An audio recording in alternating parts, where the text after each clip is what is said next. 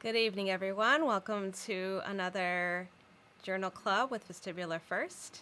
And we have with us tonight a really exciting guest, Dr. Michael Schubert. And I'm going to let himself give a further intro as to his background.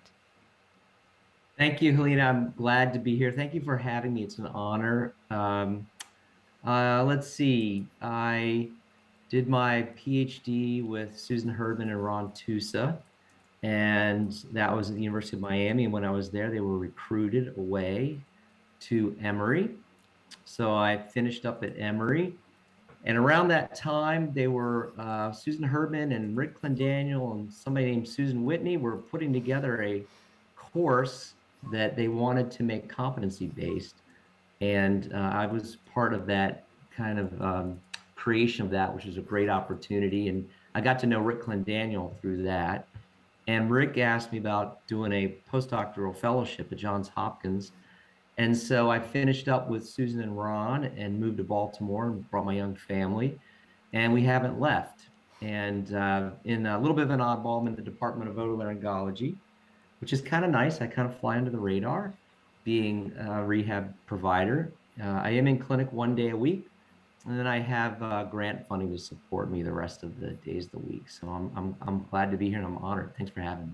Oh, it's our pleasure. I mean, you have such an exciting background to me because not only do you have the clinical side, but you've done extensive research and have published, I believe, at least 50 articles, if not over that. So that's a huge contribution. So thank you so much for that. It really helps us as clinicians as we try to move forward and figure out what's the next right thing to do for this or that patient. You've been a big part of that, so we appreciate that. And tonight's Yeah. topic is no different as one of your papers, co-published, of course, with some other excellent authors. So we're going to talk about that article here. It is on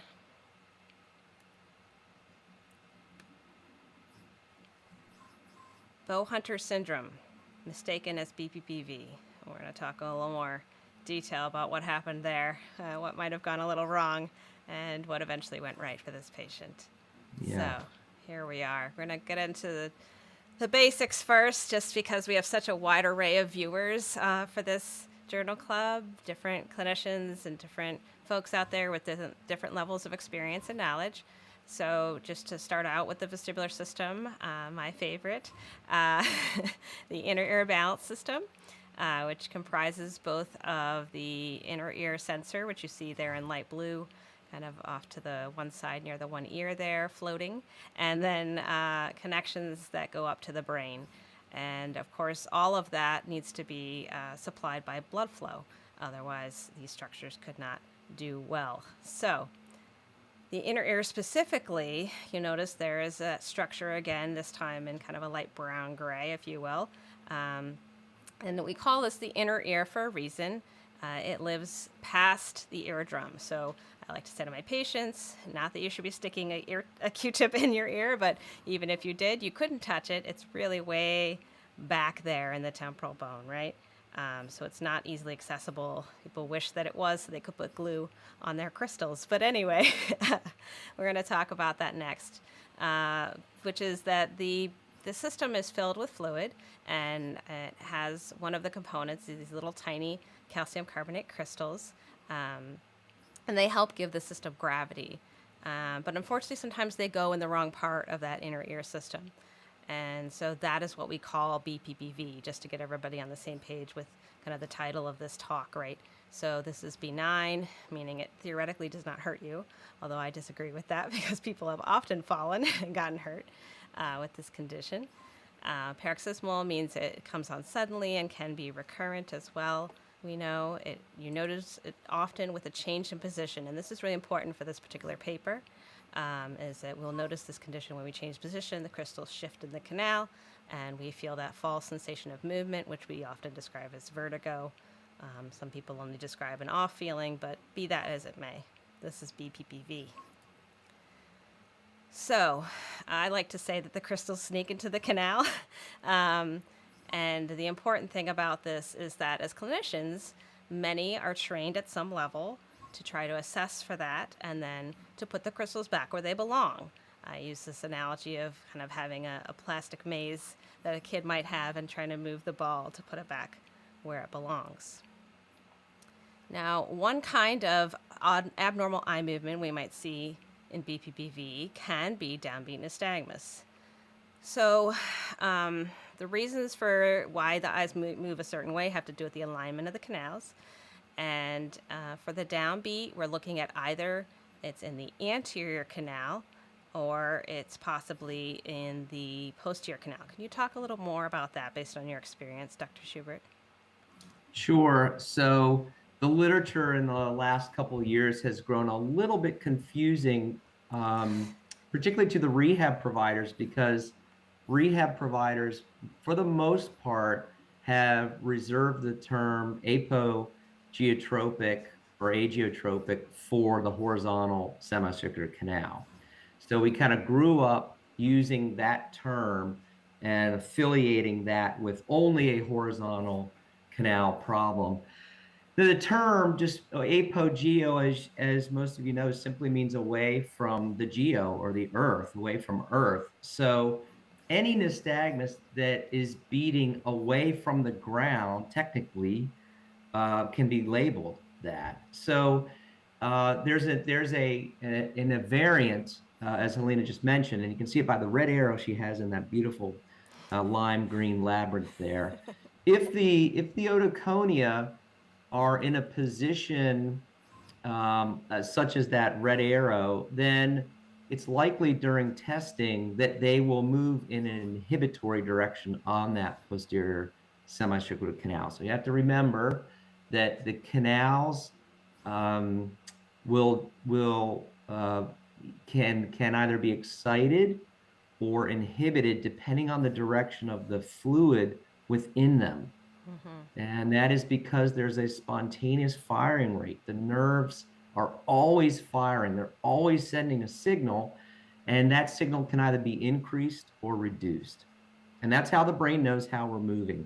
So in this example, the red arrow is locating otoconia that when the therapist or the clinician does the typical test for positional vertigo, one of the for the vertical canals is the Dix-Hallpike test. And when they do that, that arrow and that otoconia is going to move towards the cupula of the posterior canal. And that's going to cause a downbeating nystagmus. Now, it should also cause a torsional eye movement, but you'll remember, and this is more than you want to know probably, so you just tell me to shut up.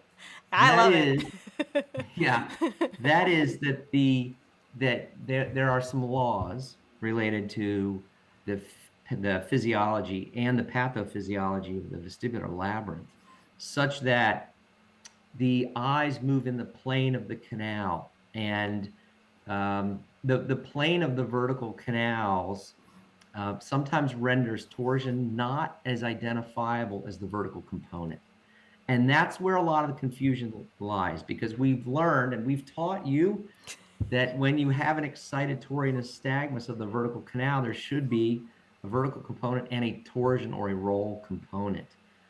Um, and so sometimes the torsional component is not there. Now there's other clues and tricks, but that's what this apogeotropic nystagmus is referring to. It's more commonly due to a posterior semicircular canal, benign positional vertigo. Remember, they have to have vertigo, and we'll talk a little bit about that.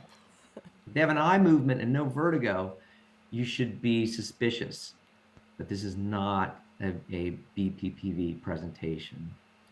Nonetheless, the most common cause for paroxysmal positional vertigo that is downbeating, all right, and that's saying a lot, is due to otoconia that is located in sort of the superior aspect of the posterior semicircular canal.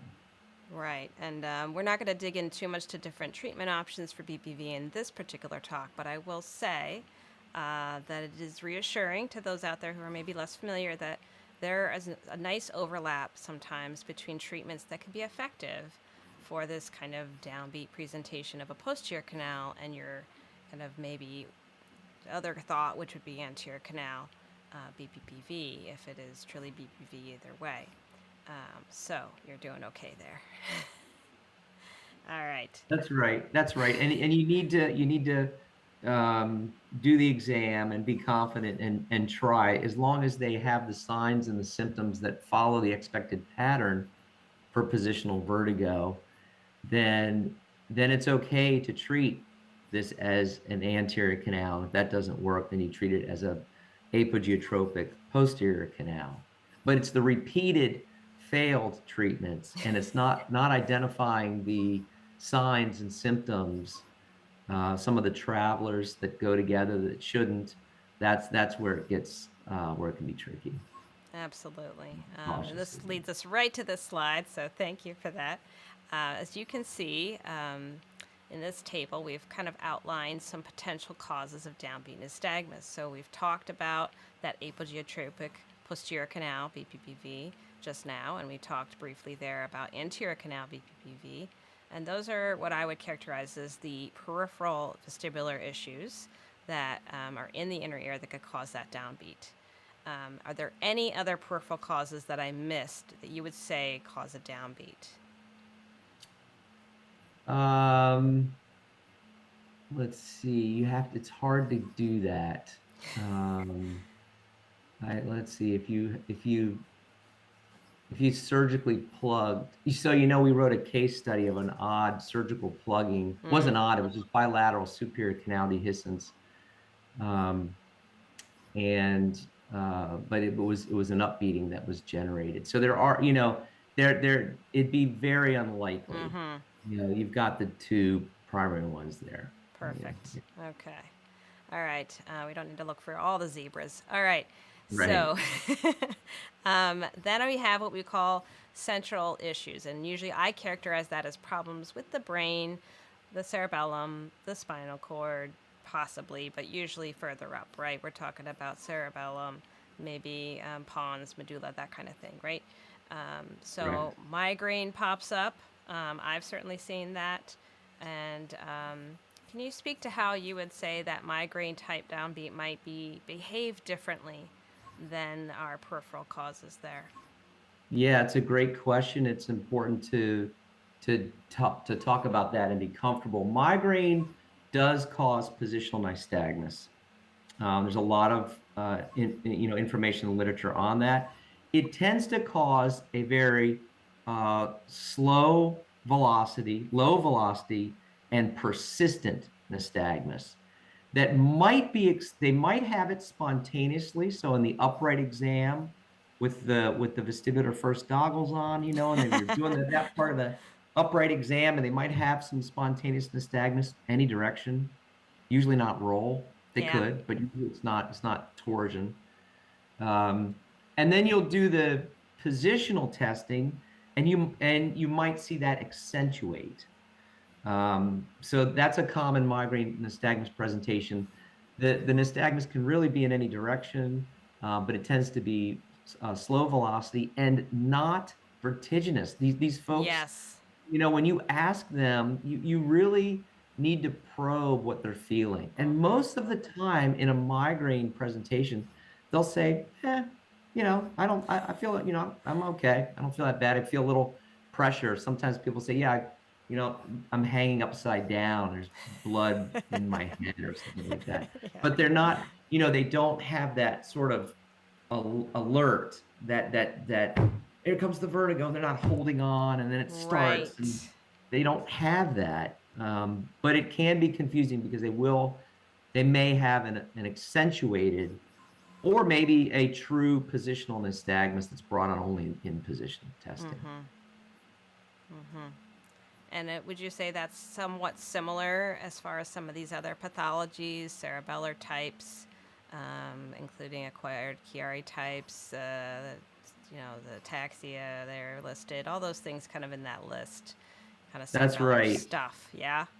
Yeah, that's right. And Chiari is well known to cause a downbeat, and that can be positional, maybe a little bit different than migraine. In that migraine you might not see it in upright, but only in position. I'm sorry, migraine you might see in both upright and position. Of course, there's no hard rules, right? Once you get Yes. into the central system, and that makes it a little confusing. But with Chiari, you in those head hang positions, downbeat nystagmus has been well described. So certainly cerebellar pathologies and the other ones you have mentioned there as well. Yeah. Right, right.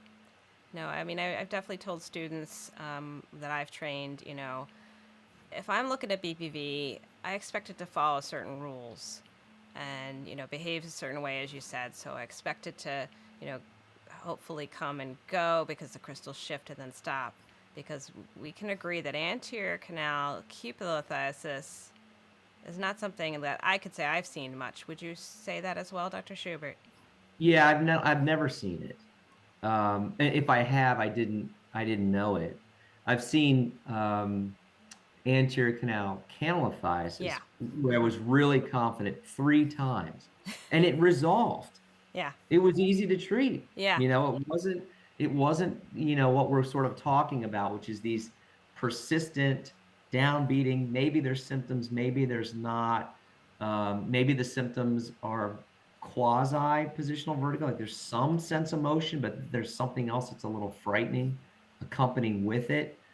In the cases of this unusual and a rare anterior canal positional vertigo, it wasn't that much of a mystery, yeah. right? They got better. It was transient.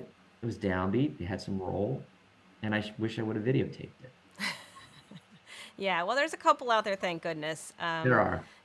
But I think ultimately we can say, and I agree with you, you know, the BPV that can be stubborn to me, and I think the research supports this as well, is more either a posterior or a horizontal, and they're in a patient who's maybe older, limited neck range of motion, something like that.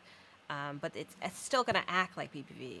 I have a gentleman who I was kind of struggling with today, tried a few different types of maneuvers, and he's real arthritic, real limited neck range of motion, but I put him in a position, he'll be like, I'm okay, and then, whoa, there it is, and then you see his eyes go, psh, and then he's like, oh, Yeah. okay, it's going away, and his eyes are stopped moving. That's BPPV. Like, that makes you feel Right. good, right?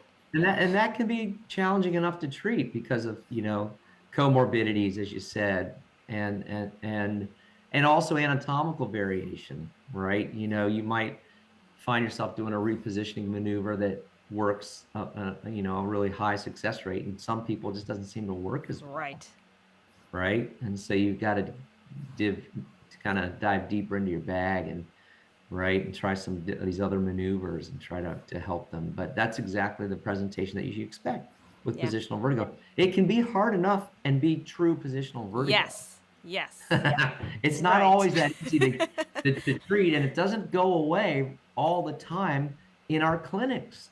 It can be difficult to manage. Right, because if you read the studies, I haven't seen any yet that are 100% on a maneuver, right? And that's fair because even if it's, we're definitely confident, there's just those tricky, I call them, party crystals that don't want to get out of the canal or something. My patients like, and I Yeah. make it like fun, but, so it's okay, but I think, Well, are you familiar with the Lauren Parnes paper that was published? Oh gosh, I think it was about 2017 or so, where there was an intractable positional vertigo, and Lauren Parnes in Canada is known for treating with surgical for positional vertigo for those mm, intractable cases of positional vertigo. They do repositioning maneuvers, but we're talking about like can't get rid of it. yeah, yeah. So they wrote a case, and there was granulation tissue with otoconia attached. Mm, All right, so it was as if part of the utricle had fallen off into the posterior canal. There's this big chunk. There's a picture of it in the case. That was not going to be repositioned. maneuverable. It was Yeah. too big. It was a big chunk of tissue that was dislodged in there. So that's not that common, thankfully. But it Yes. just does speak to, there are difficult presentations. For sure, for sure. So this leads us to our third column, these vascular causes of downbeat nystagmus, right? So this is kind of, I call them mimickers, right? They can kind of look like BPV, as you cover very well in this article. So the broad category, as I think of it, is this vertebrobasilar insufficiency term you'll hear. And then under that umbrella, one of the potential issues is this Bow-Hunter syndrome. So we're going to dig into that now. So I like to, go back to the anatomy. Always go back to the anatomy. When in doubt, look at the pictures. So you have this nice artery running right along the neck there, right along those bony vertebrae, and we can see how easy it would be with the wrong type of shape for that artery to perhaps get impinged, right? Luckily, globally, this is much more rare than BPPV, so we're glad for that. But it does exist. And in this paper, you refer quite a bit to these kind of V1, V2, V3, V4. So, me being someone who's like, oh, I need a reminder. What is that all about? I put this up for everybody. These are kind of the sections of the vertebral artery as divided anatomically by name. These creative names of V1 through 4. So hopefully this helps everybody, if you read that paper and kind of were wondering about that as well. And I believe the section of interest for this patient was around V3 and some V2 issues. So we'll get more to that shortly, but this is just a little anatomy reminder. So what is Bow-Hunter syndrome? Let's talk about it. And I have a definition here, but I'd love to hear kind of how you would just describe it to somebody if they said, well, what is this condition? Yeah, it's a compromise of the arterial supply to the brain that occurs with a sort of a unique position of the head and abduction of the shoulder. It replicates a bow hunter. So it was first described in association, I think, with a lateral medullary stroke that happened as a result of a person, being in that position. So it's sort of lateral flexion of the cervical spine and then abduction. So you can picture firing a bow, and that's where the term comes from. And it causes a closure, or as Helena has there, a stenosis of the vertebral artery. And what's unique about our case, and I know you're going to talk about, is just it was head rotation to one side that was compromising both vertebral arteries, which was just sort of unusual and kind of made it unique. Because bow hunters is out there as already been out there as a cause for vertigo and ringing and maybe transient hearing loss and imbalance and et cetera. So let's talk about that. So clearly, if someone has this kind of issue, they can turn their head, they feel some symptoms, they turn it back to center. I would think they would be inclined to do that because they're like, whoa, I don't feel right. Let me readjust here. They may be instinctively, without knowing the cause, say, let me, not feel so bad. Yeah. How would that lead to stroke? Let's talk about that. Well, yeah. So the problem is that you have an ischemic episode. You don't have any blood flow to the regions that are nourished by that vessel, right, by that vertebral artery. And those areas include the oculomotor regions in the brainstem. And so that's how we got, we were seeing nystagmus, frankly. I think it was 7 months that the patient was being treated with all of the appropriate rehabilitation maneuvers for the wrong problem diagnosis, right? Yes. But it's really frightening because because bow hunters has been shown to lead to stroke. So if you cut off the blood flow, and this patient said, when I interviewed him in his history, he said, yeah, I black out. Right. I get a blackout phenomenon. And, you don't hear that typically. And if you do, you ought to think there's something else probably going on. Now, people use terms, and that's one of the jobs. That's one of our jobs, right? Is, you got to pull it. Yeah, that's right. You got to pull it out of them. What are you feeling? Tell me explicitly. And you've got to be a good interviewer. You got to kind of pepper them and coax it out of them because they don't know how to talk about it. And so So, but that's an instant flag, right? Mm-hmm. To hear blackout. So that's how it's an ischemic stroke typically. So they don't have blood flow, and then those cells don't work, and it's scary. And that's the part of the brainstem that's kind of important for a lot of different things. A It's not lot. to belittle it, but it's dangerous, and it Mm-hmm. was dangerous in this case too.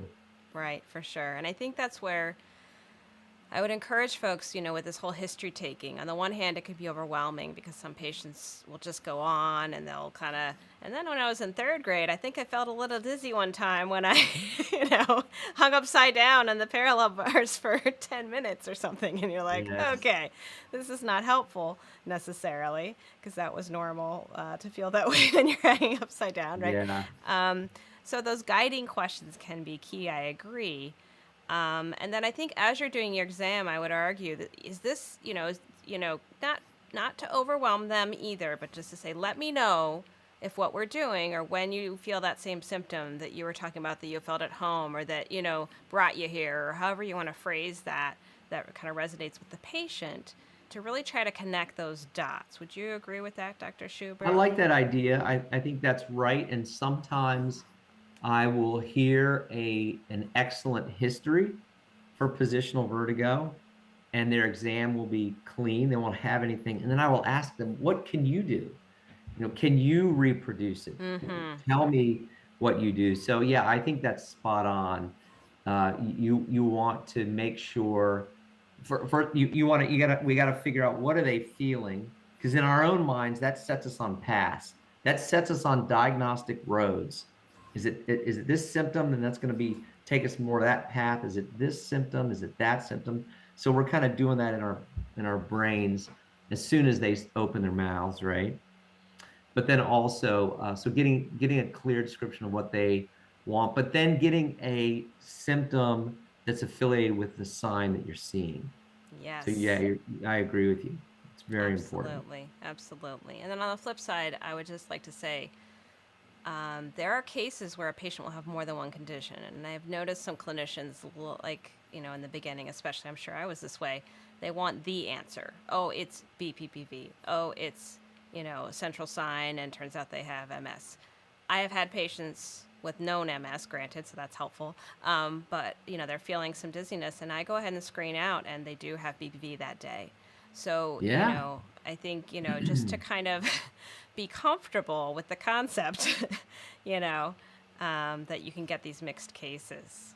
Yeah, it's a good point. I agree. And also, in that example, if they have some central, diagnosis, or they've got a peripheral hypofunction plus a positional vertigo, they might not be the same, right? I Yes. mean, it's important, I think, because we're the ones that see these patients, over and over again. And we're fortunate to do that. And that's not always easy. But Pros and um, cons. but I think there's an obligation of the treating clinician to, you're not prognosticating, but it's important that maybe we're gonna have a discussion about, what are going to be some limitations going forward, or maybe phrase it not as that, but just things to be on the lookout for. Caution. We're going to do rehab. As you said, Helena, we're going to treat your BPV, and we're going to treat your MS as best we can, or your gait instability due to, X, Y, or Z. Right. But let's be realistic too. I Yes. think it's really important, for a completer, treatment for our patients. Yes, I have a lot of catchphrases. I blame it growing up in Indiana, and one of them is "Don't put the cart before the horse," and the other one Mm. is "Let's do the next right thing," and so that really kind of helps bring us to focus. I'll have a patient come in. Unfortunately, she gets BPV about once a year, and she's had an old cerebellar stroke. But I know her really well, so that makes it easy. I already Yeah. know her downbeat's going to be there. That's just always there. But she never gets spinning. She just gets nausea when she has BPV. That's her clue. So, I think people sometimes get a little hung up on symptoms as well. So, on the one hand, we're telling people to listen to the symptoms, but on the other hand, we're letting people know, I would say, you really need to do your exam and put those pieces together and say, okay, what makes sense here?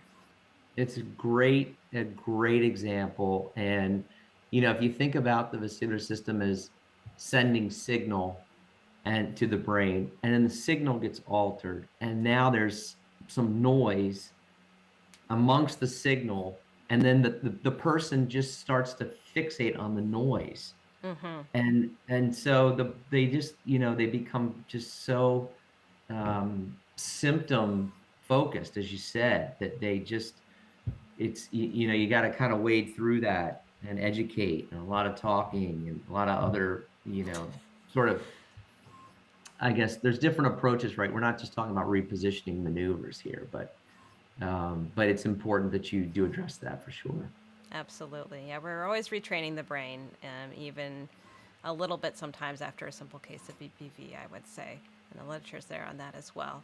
Well, we got to get back to VBI because that's where we're at. But this is a really good conversation, and I love it. So it's definitely on kind of point with what we need to address here for our patients. So for this patient case study, we're concerned about this blood flow issue. So I think you kind of highlighted here how important this whole brainstem and cerebellum area is, like how vital that area is to serving a lot of our body. And so that's why people sometimes say, well, I don't understand. How come, this VBI issue, sometimes they have dysarthria and sometimes they don't. And sometimes they have, this blackout complaint and then other people wouldn't, and the reason given here at least is that symptoms, vary widely depending on which brain region is predominantly affected by that kind of impact of adjustment or decline or, blockage, if you will, of blood flow. Would you agree with that?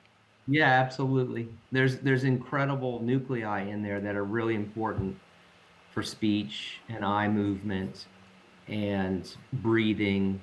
So this is why it's dangerous. Right, right. But could be variable as to how the person For might sure. present, right? Yeah. So you kind of already explained this very nicely. Just have a nice picture of a bow hunter for those who aren't familiar Yeah, it's with that good. particular position that you might want to put somebody in when you're doing this kind of assessment.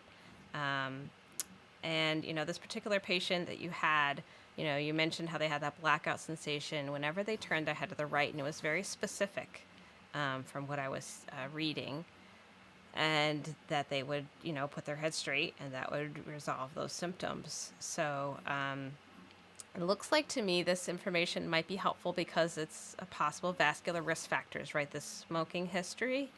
Hmm. And the history of head trauma, I wouldn't call as much a vascular risk factor as maybe like a red herring. What do you think? Yeah, I agree. Yeah, it's the smoking, and the and then the symptoms. Those symptoms that instantly were, we talk about this, I think, a little bit more in the paper, and maybe you'll bring this up, but that Mm-hmm. that buzzing, there was sort of he had this, he would describe this vertigo and an associated noise or this buzzing in Mm-hmm. his ears. Typically don't see that. You don't see people complaining of positional vertigo with a hearing symptom. Right. Maybe like a labyrinthitis type or a Meniere's type. May, you But know. correct, that's true, Helena, but that would be a chronic Right. Right. presentation, right? That Not would be, hey, I'm only when I dizzy. turn my head, Right, right? Yes. So this is good. correct. This is why I'm drawing it out of you. This is what we want. This is kind of this differential in our heads as we think about, what makes sense here, because it can be Yeah, confusing, right? yeah, this is a paroxysmal tinnitus that's related to a position change. So he's Right. getting a hearing noise and vertigo. He's got vertigo for sure. And he happened to have downbeat nystagmus too. But that's his history, at least, is I get this buzzing with this sensation of blacking out and dizziness. Right. Yep. Exactly. So he got a full workup, and this is where I did feel a little sympathy for the clinician who ended up doing a bunch of positional maneuvers, because I have a feeling they felt reassured by the results of the MR angiogram of the I bet neck they did. and the CT, of the A of the neck, the angio of the neck, for CT, right? So both of those were done. Both of them said, yeah, there's some stenosis, meh, right? Like, Is that your read on I that? felt reassured, Helena. I mean, I saw these notes, and I felt reassured. Um, I did not do the upright component of the exam first. Yeah. I took them through we all have our practice patterns, Sure. right? Right.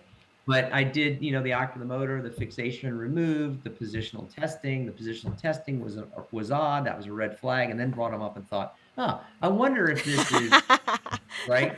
Right. But I did not. But I read the results and goes, yeah, well, okay, they did a CT and they did, at the neck, they look at an MR.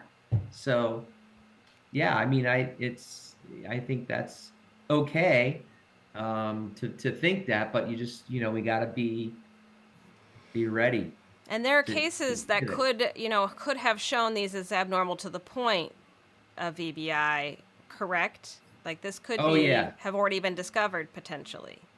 Yeah, that's right. And that's so when I saw this, I didn't, I thought, okay, who am I gonna call? This is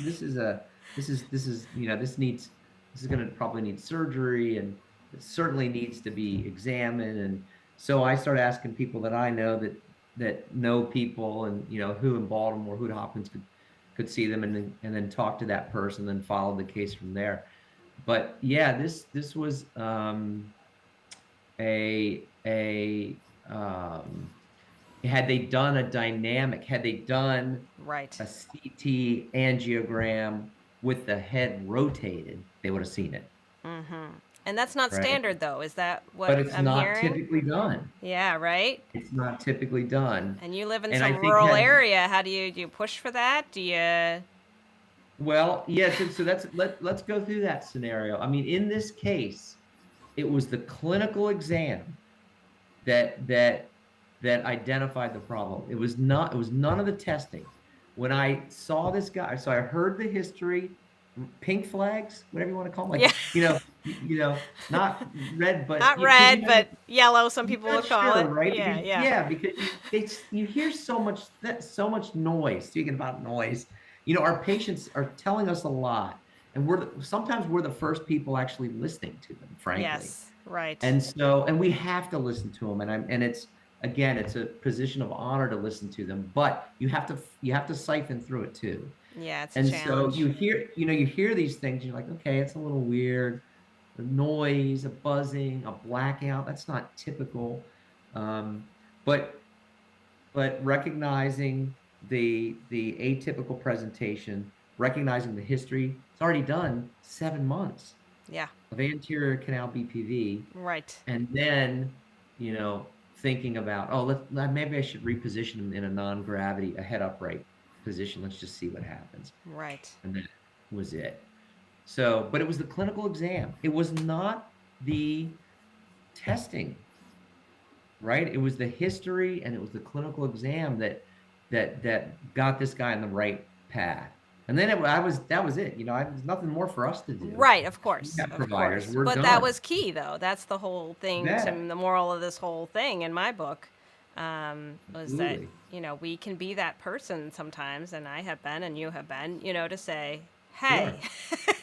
this is not BPPV. This is because primary care is not to say they're not skilled clinicians, but they're not vestibular clinicians. They'll readily admit that. So they are leaning on us sometimes. They're sending to us, hoping that it is That they wanna. BPPV, that we can make the patient better, like the last guy that they sent to us, and you know, Yep. right? You're absolutely right. Sure. So this was good. I just wanted to bring this up because some people might wonder this kind of abnormally high total for the slow component of eye velocity, and does that mean anything? So can you kind of explain this to us? Sure. So this is a graphical output of the caloric exam, which is an exam where either water or air is introduced separately into the external ear, and that generates nystagmus.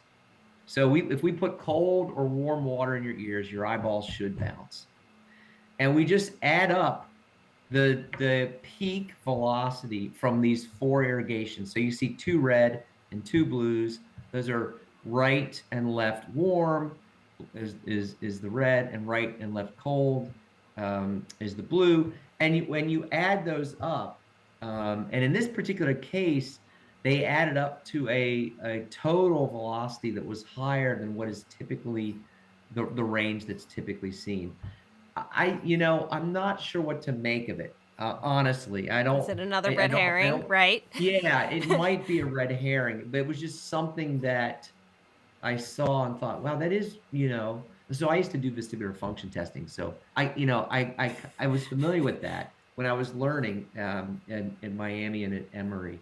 And so, okay, well, maybe that's helpful or not, but it was part of this particular case. And so that's what's referring to. The other thing they look for is what's a little bit harder to see, but you see the red and the blue lines on the lower Mm-hmm. right plot. They should cross right in the center of that graph. And there's a box I think that you just can't see Mm-hmm. that highlights the normal amount of variability. I think it is normal. He did not have any It is. symmetry between right and left ears, but just that if we sum up all of the velocities, that they were higher than what we typically see. So none of this pointed you to a diagnosis in this case. Would you No. agree with that? Because people are kind of Yeah, looking like, no. oh, let's look at these clinical tests. They got to tell us the answer. I feel like there's a lean on that, which is not, inappropriate because there's times where it does give us that answer. But Yeah, this may never come to fruition. It may never be anything. On the other hand, maybe going forward, maybe this will be something that in these unique presentations, there's a hyper responsive caloric test. mm-hmm. So we put it in there because it was unusual, but no, I don't. You can't go off of this diagnostically. This wouldn't That's say, yep, they correct. have bow hunters because, right? Like, okay. No, you would not do that. All right, good. It's important for people to know because I think sometimes when you're trying so hard, you are looking for any little, Yeah, thing that points you down to the answer, right? All yeah. right, good. So, yes, addresses the other clinician's treatment provided for BPPV for this patient under the suspicion or thought that they had anterior canal cupulolithiasis. So, I've pictured the demi-cement there, um, kind of to Good. the right of the slide, and the Savant for the right anterior canal there as well below. And Brent Derriff, I like to think most people are either familiar with or could look up very easily, so I did not put that one up. But the key here that you highlighted in the article is without remission of symptoms and incongruent with current clinical practice, and that has to do with that 7 months primarily. So You're right. right, so I pulled this direct from the Clinical Practice Good job. Guidelines 2017. Easy enough to find. It's a free access full article. I recommend everyone read it, which I have before, but I still pulled this up specifically to highlight the sentence I thought most relevant. And it talks a little about when we should see kind of response to treatment. So this kind of 1 to 2 rounds of treatment, I would call that, or clinical, those are the repositioning maneuvers there, CRPs. And, maybe you need a little extra time for those complex cases, multiple canal, or, a tough cupulo case or something now and then, or that guy with the really limited neck range of motion. We might be looking at, maybe a month. I don't know, like if I'm really trying hard, but I do not want to go past that for sure, personally. If I'm seeing them once a week, let's say, as an example. Yeah. And so it says the persistence of symptoms after initial management requires the clinicians to reassess and reevaluate patients for other etiologies of vertigo. And I think that's what you're really kind of mentioning Yep, there. that's it. Yeah? Okay. Good job. Yep. Yeah. Yep, So, that's precisely. There's one, I guess that if I see a patient and I can clear the positional vertigo in my clinic, and then they come back a week later and they have it again, and I can clear it again, yes. that's a different scenario, right? So Yes. then that is, hey, you just have this. We don't know why yet. There's some vitamin D stuff. That's for another Yes. time. Right. But but then you'd feel a little bit more comfortable. You can treat them maybe more frequently. But this is really referring to an unresponsive. Yes. That's what we're getting at. So yeah, you're spot on about that. This was an unresponsive, same eye movement and odd symptoms. Right. Exactly. All right. Perfect. So I highlighted that 7 months as well, and I wanted to show everybody, just because it was interesting to me, that kind of from the first presentation in February 2019 to their final resolution of the vertigo for this case after their fusion, which we're going to get to that treatment they did for the bow hunters, was almost 2 years. And we'll get into kind of the emotional piece of that shortly.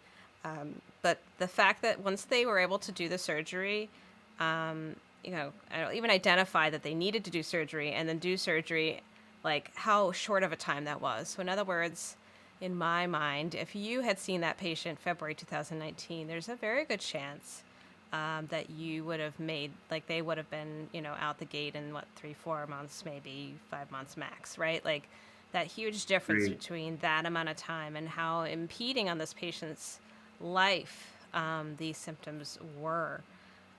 So, be that as it may, let's talk about kind of what you saw primarily during positional testing that led you to say, whoa, this is not acting like BPPV. So, we have this left Dix-Hall pike with an upbeat. We've got this right Dix-Hall pike with a right beat and, no symptoms there, mild symptoms with the other one. Normal supine roll test until we took them really far just to see. And that's where we got some downbeat, which, again, if it was horizontal canal involvement, we would not expect that. And then the head hang was kind of mentioned. I feel like that wasn't in the section here, but it was mentioned later on in the article. The downbeat kind of was present, which is what had led that initial therapist, I believe, to do those repositioning maneuvers. And then adding the abduction, kind of lateral flexion or rotation, and abduction on that same side, that enhanced that downbeat. So, those are all kind of pretty big factors. But the seated upright, which I have in this list, was really, I think it sounds like your kicker. So that was that, having them seated and turning their head to the right, which is not a standard positional test for BPV. For those who are not familiar. So we would not expect this to tick off nystagmus in someone with BPPV. Was drawing out nystagmus and a downbeat at that, right? That's right. That's right. The otoconia are, your positional testing puts the otoconia in a position for gravity to have its effect and move them. But in the head upright position, gravity, relative to the head, it's you're not changing in putting the ear in a position for gravity to affect it. So that's why. So we kind of take that out of the equation and now just see if we can generate an eye movement with head only rotation without the added head hanging component. Got it. Right. And this upright roll test with some wonderful Italians on this article and some subsequent ones, as I'm aware.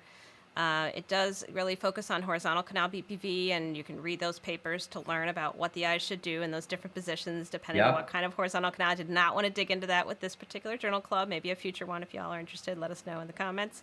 But in the meantime, you can at least see what this is and see how some of these positions, if they're provoking a sort of nystagmus that we would not expect, does not match up with the BPV patterns that I mentioned that you can look at on your own, that again is that same kind of like, whoa, pink flag, whatever. Yeah, this is a good point you're bringing up. This is a way for what they call the minimal. They have a term for this, like the minimal burden test or something. I don't remember, but I've heard these folks speak. This is a true positional vertigo that is brought on by a change in head position where the otoconia do, in this particular test, in this head tilt pitch, which I'm not sure what number of that pitch head rotation and that lateral flexion, that will cause otoconia out of place. They can move.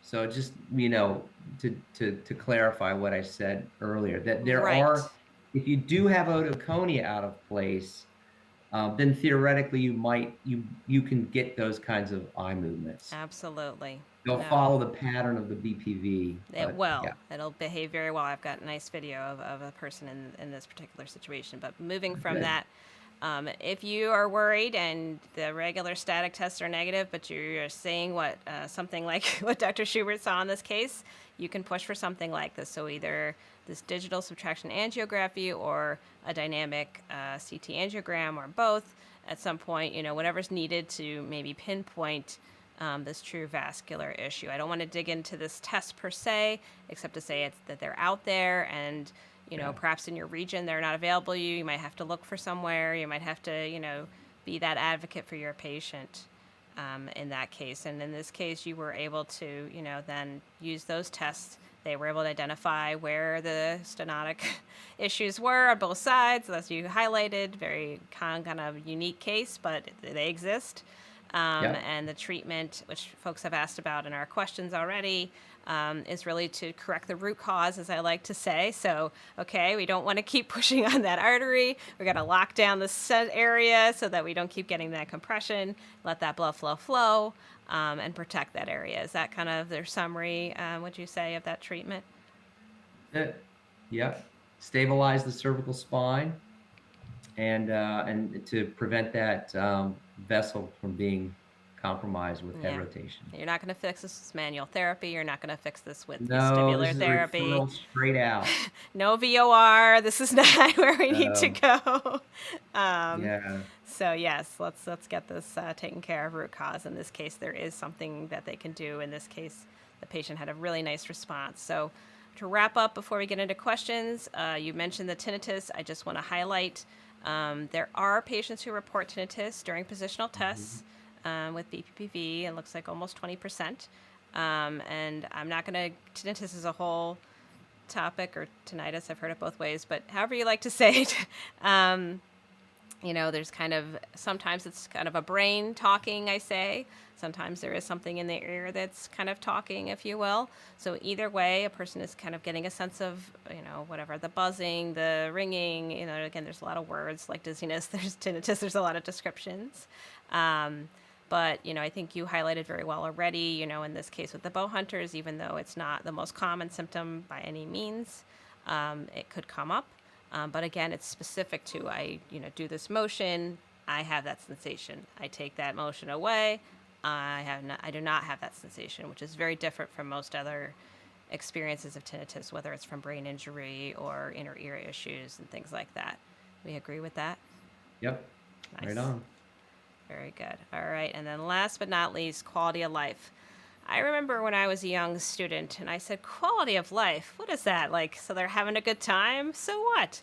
And then as I got into it, I realized that quality of life is about why are we wanting to be alive? So this case really highlights the significant burden that different chronic illnesses, including various kind of vertigo-type symptoms, can have on person's daily life, to the point where, at the very least, they can't, not that they just can't go out and have a good time, that they can't watch their grandchild that they were going to watch, and that is a huge impact on their whole family, or they can't, so that's their quality of life. It's not just, paid work, which is what some people think of employment as being something separate from quality of life.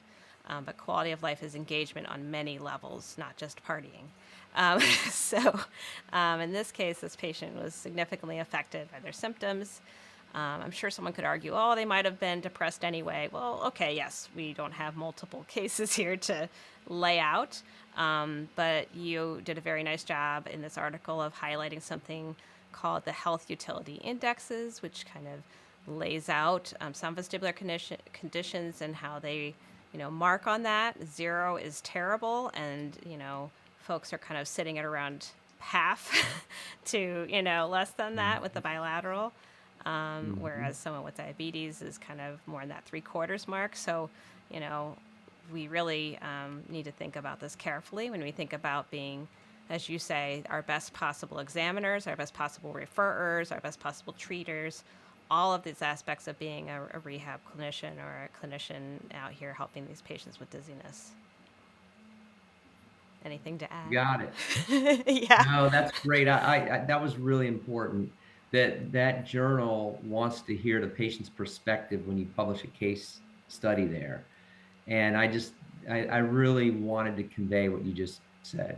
that this really impacted this person, and had to, as you said, had to be hospitalized two separate times, or maybe it was just once. But anyway, it was Well, impactful. once for the surgery, and then once before that for Yeah, their that's true. suicidal Yeah, ideation. But yes, yeah, ultimately, yes, perhaps that could have been prevented. We don't know. We don't have an alternate correct. universe here. But I think it's worth, looking at when we think about our patients. And it's overwhelming as a clinician. Sometimes we might not lose our compassion, but just kind of forget a little bit about Mhm. this.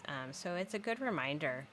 Not to we want to sit and cry all day. We're going to do something about it. We're going to help, right? So that's our mission. That's our goal as Yep. healthcare providers in this space. So that was fantastic. So take home message here: not every nystagmus seen during positional testing is indicative of BPPV. I say this with emphasis and passion. So clinicians should pay careful attention to the patient history, not to get distracted by the red herrings, but to really, kind of think about what makes sense. Put our detective hat on and really kind of line it out, talk it over with a colleague, find a mentor. The American Physical Therapy Association, for example, has a wonderful mentorship program. Within the neuro section, I think I have at least 3 or 4 mentees just through that. So, use your advantages there, and that's where video also can come in handy. Because with paper and permission, you can actually show, hey, I saw this, I saw that. If you're not familiar, what do you think? I wouldn't hesitate to email you and say, I got this crazy case. This is what I saw. I'm never Yep. too experienced to, talk to other people, Right. No, of right? course. Yeah, neither am I. Yep. You got Perfect. it.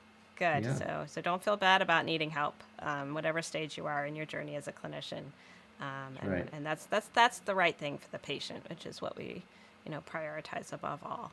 And then you really highlighted well in this article the inclusion of this upright testing for nystagmus. So we're doing head rotation, we're doing tilt, we're doing some different positions, and for a period of time, not just 1 second. Can we agree on that as well? What do you think is the right amount of time for this sort of upright testing? Yeah, it's a good question. And that's part of the art part. I mean, there's a little latency in true positional vertigo. So I think, you need to wait long enough for them to, those upright tests that the Italian Martellucci and Castellucci have published, they have not done the sensitivity and specificity of that in everybody. They've only done it in those with BPV. Mm-hmm. So we don't really know that yet, how good they are at doing that. But and the odd thing is, even if you do that and you identify the positional vertigo, you got to treat them. You got to lie them down, right? Probably gonna have to lie them down to treat them. Right. So there's an issue there. You kind of have to decide, is it worth it or not. But if you're going to do those upright positional tests, which, and I don't do them currently, except unless I think there's something odd, like I did in this case, then yeah, no, somewhere on the order of 5 to 10 seconds, you know, 15 seconds to make sure you don't have any induced nystagmus. For sure. For sure. All right. So these are some resources. Everybody feel free to screenshot this, take notes, just ways to connect with Dr. Schubert and his work and his research. And there's a nice interview that he did with a few other experts for the Vestibular Disorders Association that you can watch if you want to hear more from him. And he is an excellent participant in the instruction of the various vestibular courses. These 2 very popular ones listed at I would highly recommend them both if you have need for further training, because you're watching this going, whoa, there's a lot more I have to learn. I know the feeling. So with that, Yeah. we're going to switch to our Well, questions and see what folks have for us. All right. So Jeff Walter, look at that. Hi, Michael. hey, Jeff. Appreciate you taking the time to share this case. Was the downbeat nystagmus transient or Yes. persistent? Escalate with provocation. What do we got? So the downbeating was transient. And this guy would even say, I got to get out of this position. He felt like he was going to pass out. Mm-hmm. So, it was transient. It did not persist. And as soon as I got him out of position, it was over. Right. But as far as his I feel bad feeling, that escalated as he was. Yeah, that, yeah, I mean, he had a persistent, like he had a slow gait. he kind of had he had a little bit of a lighthead. He just didn't feel good. But when he turned his head, it got a lot worse. Mm-hmm. So there was not a persistent vertigo and not a persistent downbeat nystagmus, but there was a persistent sort of malaise, I guess, you know. Got it. Fair enough. Yeah. Okay. Here's another comment. Had a patient with VBI symptoms during testing and imaging, did not support VBI. Patient was diagnosed with central anxiety. What are your thoughts as to anxiety causing this, including a downbeat? Well, anxiety won't cause downbeat nystagmus. So if October runner, if you're truly seeing downbeat nystagmus, then that needs to be further worked. And in this example, remember the CT, it wasn't until the head rotation CT was done that they found the compromise of the vertebral um, artery.